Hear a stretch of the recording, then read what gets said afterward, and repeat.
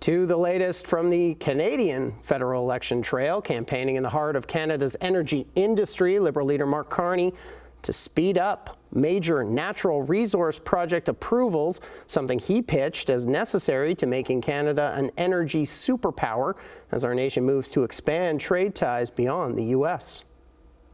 We can't build Canada into an energy superpower if we can't actually get the shovels into the ground. To put it plainly, we need to get going. And that's why my Liberal government will establish a major federal project office with a clear mandate. Issue a decision after a single review on a project within 2 years instead of 5. Carney also promising that if the Liberals are re-elected, he would sign agreements within 6 months of taking office with willing provinces and Indigenous governments that would recognize energy project assessments from their jurisdictions. All right, for more on Carney's push through Alberta, let's bring in political analyst Keith Leslie. Keith, aggregate polling suggests the Liberals could win as many as 5 seats in Alberta, much more than the one they got during the 2021 election. Why do you think the Liberals' prospects are on the rise in a very conservative province?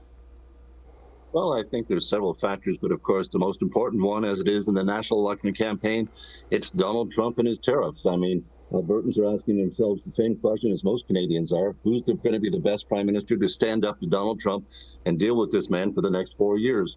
I think there's also been some concern, certainly within Alberta and outside Alberta for sure, with the comments by the Alberta Premier.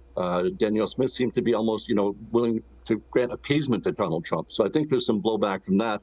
And of course, there's a lot of voters that just wanted Justin Trudeau gone. Now that he is gone, they will consider a Liberal vote. So all these things come together. But of course, Mark Carney also has his roots in Alberta, and I think him playing that up also helps, give the Liberals a chance at 5 seats out of, I think it's 42. All right, now Carney said today that he's going to maintain the Impact Assessment Act brought in by the Trudeau government. It's a highly criticized law in Alberta, and Poilievre calls it the anti-pipeline law. Why not start from scratch if he wants to redo how big energy projects are approved in our country? Well, you would think that would be the way to go, especially given that, there's still a lot of anger in Alberta about Pierre Elliott Trudeau's national energy program that's nearly 50 years ago. They're still so mad about that. So this is a huge deal. Liberal policies on energy have been a big noose around their neck in Alberta.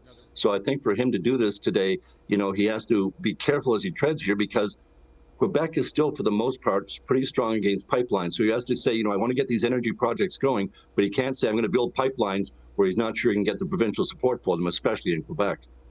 Do you think this trip to Alberta moves the dial? Do you think it overcomes the branding of him as an anti-energy candidate by the Conservatives? Well, Pierre Poilievre and the Conservatives certainly are not going to stop, trying to brand Carney as just, the Justin Trudeau 2.0, and that his policies are essentially the same. But this pledge to make Canada an energy superpower, that's a huge change in Liberal policy, and it will go a long way to helping the Liberals in Alberta. It's not going to get them a ton of seats. I mean, the Conservatives are still polling at 62% there, but it's the right kind of messaging for the Liberals to strike if they hope to get any seats in Alberta and maybe even in Saskatchewan. I asked a Conservative strategist this a few days ago, and I want to get your take on this. The polling data shows that the Liberals maintain a lead over the Conservatives that doesn't appear to be changing much. Do you think that Canadians have made up their mind on this election? It seems they have so far, but again, we're only halfway through the campaign. There's still 2.5 weeks to go, and a lot can change in that time. As we've seen with Donald Trump on the playing field, a lot can change in an hour. But right now, it seems to be that the Liberals are locked in. The trend has kept them ahead of the Conservatives. It's a narrow lead, though. It's only about 5 points to 6 points in most polls. So as I say, a lot can change in the next 2.5 weeks. All right, that's political analyst Keith Leslie. Keith, thanks as always for your time. Thanks for having me.